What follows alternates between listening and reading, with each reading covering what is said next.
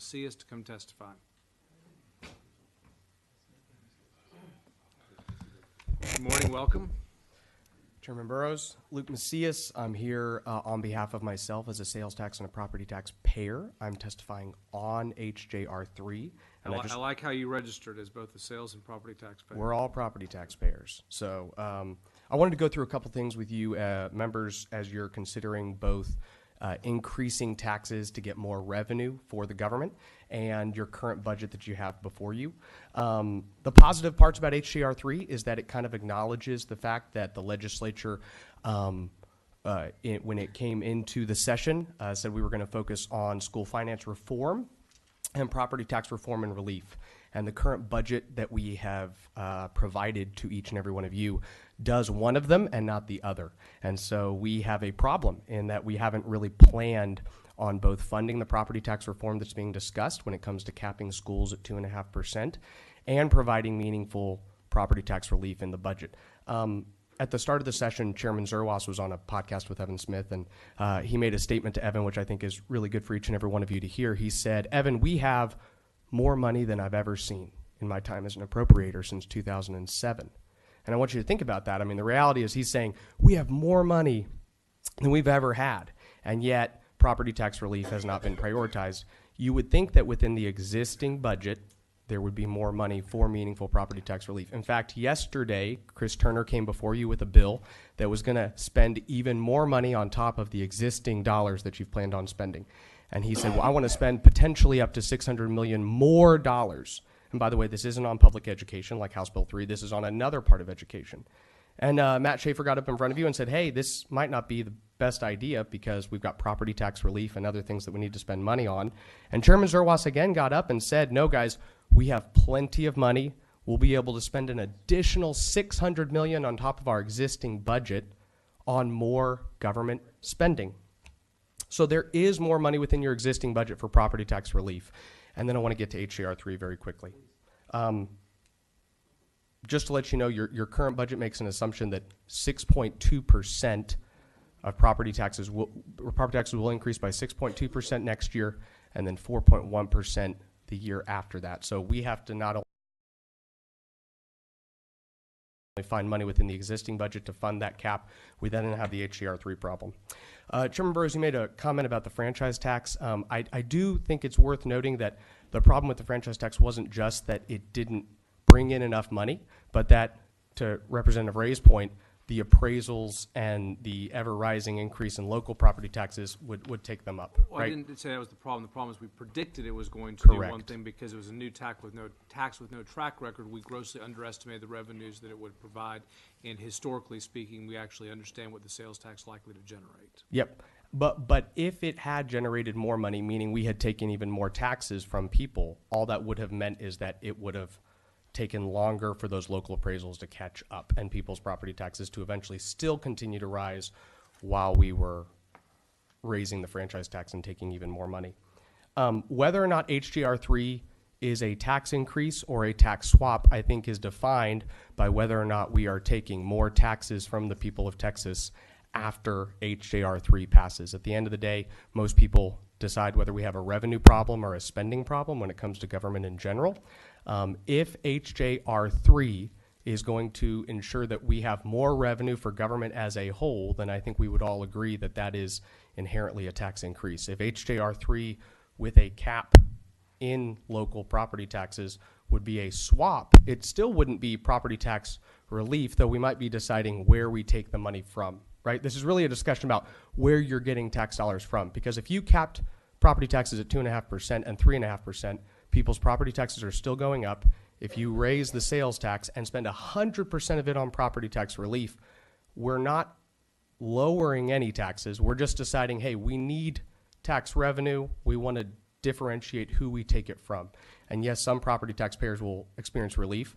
Some people who aren't paying property taxes will experience an increase. There will be some out-of-state people that pay as a result of it. But if we dedicate more of this money to more government, then at the end of the day, it seems like we're still saying government currently does not have enough money, and we need to provide more. And by government, we're talking about schools. I'm talking about, yeah, so I'm talking about if you're a taxpayer, You write a check to the federal government. We just all did that. You write a check to the state government. You write a check to your local government. You pay your sales tax. So, I mean, really, I'm just talking about government as a whole. I'm saying the body here has to decide whether government currently doesn't have enough money as a whole, and whether, and really, we haven't decided that. We've already said we need property taxes to go up a little bit, and then maybe we should collect taxes through a sales tax as opposed to a property tax. But more of that sales tax being dedicated to more government is most certainly a tax increase at that point. Thank you. Members, any questions? Mr. Chairman. Yes, Rasheen. Hi, thanks for being here, Mr. Representative, Macias. I thank want to understand what you're saying. So in other words, let's take, for example, the $9 billion increase in education. So do you recognize that 2/3 of that is relief, that $3 billion goes to reduce Robin Hood and close to $3 billion goes to property tax relief? Absolutely, So yeah. that's not really government spending either. It's actually That it's particular reduction, portion, okay. yes. So now let's talk about the tax swap. I think you're not taking into serious consideration the number of people that visit the state of Texas that now will be paying for our schools versus property owners. So I think you're discounting. When you make broad statements about no relief, this is providing significant relief. For a property taxpayer, absolutely, and for some I know, renters. across the board. If 100% of it was. At an 80-20 swap, I mean, 20% of it is dedicated to more Now, if government you- spending year over year. Let's review the numbers again. Yes, sir. $9 billion. Yes, sir. 2/3 of that's relief. HB3 or HJR 3? The $9 billion increase to education. 2/3 of that's relief. That is correct. Okay. So we're not going to discount that, right? It's taxes that we've collected that we're then giving back. It's Correct. given in the form of Robin Hood Yes. and property tax relief. Those $2.7 billion is being Okay, returned to the taxpayer. Okay. So now let's talk about the swap. Yes, sir.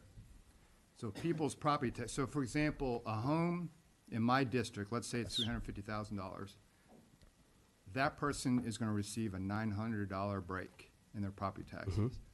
Some of that's going to be funded by people vacationing in Texas, people doing business in Texas, all those types of things. That's real relief. So I challenge your comments about this not being relief. It's significant relief. So I think Representative Noble actually asked Chairman Huberty what percentage of the sales tax increase is going to be coming from out-of-state people or something to that effect, right? I think that probably would answer your question, right? Because let's say hypothetically you increase taxes $10 billion with a 1 penny increase, and you're going to say $2 billion of that is going to be spent on more government. I think the question would be, do we anticipate more than 20% of the sales tax revenue coming from out-of-state people? And if we don't, then I think you would probably have to agree that, yeah, we're taxing Texans more as a whole. We are collecting it from different people. How are we taxing them more? Okay, so as it stands right now, they're not going to pay the sales tax. And so if we were to cap property And their taxes. property taxes are high. Their property taxes are high, but those are already, right? So if we raise the sales tax a penny, Right. and then let's say $8 billion of that goes to paying down what your taxes are, how your taxes are increasing, right? Because your taxes are already increasing 2.5 or 3.5, hopefully, if we start budgeting for that. Then we are still taking more money from Texans, right? So we're taking the Texas people as a whole, and if the sales tax increase, we spend $8.4 billion of the 10 is collected from Texans, then we're absolutely increasing their taxes. I mean, That is totally inaccurate. okay, but as a whole, And I'm not asking. That's okay. I'm not a question. I'm challenging understand. your commentary. That is inaccurate. The $9 billion, 2/3 of that's going to relief. In HB3, So people are not correct. getting an increase that in is relief. taxes. Yes, sir. When you swap taxes, and you're now taxing all these individuals that are visiting the state of Texas, that's not an increase. If Overall, this more is than a 20% decrease. of it comes from out-of-state people, yes. So it's a decrease. You cannot stand before here and say we're increasing taxes. That is inaccurate. If more than 20, Don't give me if. I'm giving you numbers. okay, so It's not an increase in taxes. okay, if the tax increase, if more than 20% of the tax increase comes from out-of-state people, okay, and you dedicate 20%, then essentially you would say that the portions that we're getting from out-of-state individuals is then getting used for more government, and the portion of the collection that's coming from Texans as a whole is getting used to provide tax you're relief. mixing this big government mantra No, with, I'm not. with relief. I'm talking about And the I'm math telling of you, what when the you tax run the relief numbers, is. When you run the numbers that 2/3 of the $9 billion is for relief, and then you're doing a swap, and you're taxing people that aren't paying I'm taxes sorry, I'm not sure if we're talking about today- House Bill 3 or Excuse me, HJR sir. 3. When you're taxing people that are visiting our state today that aren't paying for education, that now will start paying for Yes, sir. education, it is not a tax increase. Like I said, I think Representative Noble asked Chairman Huberty what percentage, and I don't know that he knew that, so I don't know if we know particularly You're trying what to go percentage of down that this is. path of what percentage is not paying tax today. I'm commenting on your inaccurate statement that this is a tax increase. It's not. And not only is it not, it's actually substantial relief. I think you need to go back and look at the number and truly understand what the bill does. Okay, I don't so- think you understand it. So it is an Let me 80, Put pause real quick. Yes, sir. As much as I'd love to let this continue. He's doing a great job. We have 2 minutes till we have to get to Yeah. the floor, so I'm probably gonna have to adjourn. Members, any other questions for Mr. Macias? If not, thank you very much. thank you, Chairman Barras. All right, members, we need to recess so that we can